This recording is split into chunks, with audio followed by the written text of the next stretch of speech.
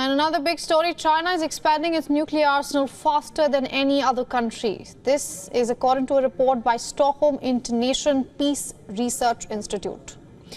From 410 nuclear warheads just last year, China's military stockpile has grown to 500 as of January. However, when compared to US and Russia, China still falls short. As per the figures cited in the report, the US inventory has 5,044 warheads. Russia, on the other hand, has 5,580. But there's a neck and neck as far as the intercontinental ballistic missiles are concerned. At present, China has 238 of them in its possession. The country is predicted to surpass America's holding of 800 or even Russia's total of 1,244 within the next 10 years.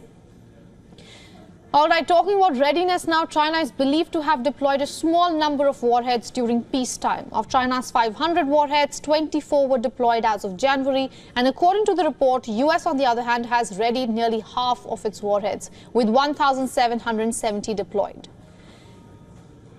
Now, if we talk about the global figures, there is an estimated total of 12,121 warheads, of which 9,585 are ready to use.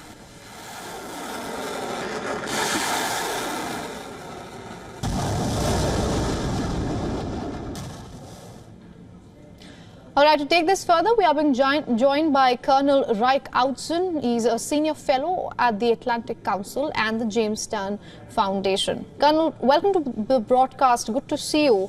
I want to ask you, what do you make of this nuclear expansion that we are seeing by China?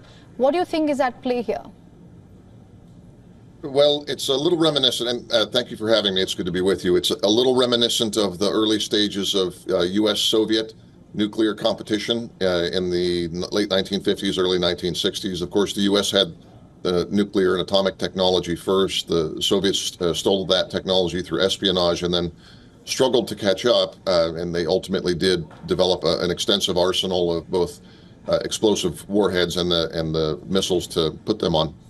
And what we saw happen during the Cold War was an elaborate sort of mathematical equation where both sides, the Soviet Union and the U.S. and its allies, sought to deter one another by indicating that even if they were struck first, they would be able to hit back. And this led to mutual assured destruction and the fact that neither side saw a victory in the use of nuclear weapons.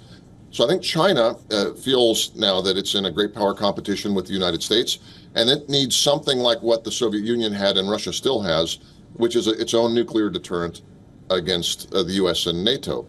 Now, interestingly, NATO has also recently talked about expanding the number of nuclear weapons that it has in storage, putting more of those into operational status. So we're seeing the reemergence of something that was very quiet for 30 or 35 years after the Cold War, which is this whole architecture and sort of system of interlocking threats and assurances that comprise nuclear deterrence. Right. Colonel Outzen, we have two full-fledged wars going on as we speak. Then there are a few others that are proxy wars. And everyone keeps talking about the red line. And the red line being is that if at all one of the parties could use nuclear weapons. We have seen that happen in the past, and we have seen the kind of impact it has on humankind as a whole. How real is this red line? And we see the drills and everything. So how real is this red line is essentially my question. Well, it has been traditionally very real. There's been a taboo. And even though during the Cold War, for instance, the United States and the Soviet Union, the Russians essentially now, were facing one another indirectly in a couple of places, in Vietnam, in Afghanistan. You know, we were contributing to the death of one another's soldiers very actively, but we would not approach, under most circumstances, that threat of the use of nuclear weapons because we didn't want to get into that escalatory cycle. What's happened in the last 2 years since the Russian invasion of Ukraine has been very loose talk on the part of Russia, where you have strategic commentators saying, well, maybe we should go ahead and use tactical nuclear weapons, the smaller nukes in Ukraine. I find that very, very irresponsible, and it shows a weakening of the taboo. I think whatever happens with these wars going on, nothing is worth the pain that would happen from a nuclear exchange, neither to the Russians nor for the U.S. and NATO. So I think NATO's doing the only thing it can do in that circumstance, which is to ramp up its own readiness so the Russians don't think that maybe there's softness in the U.S. deterrent posture.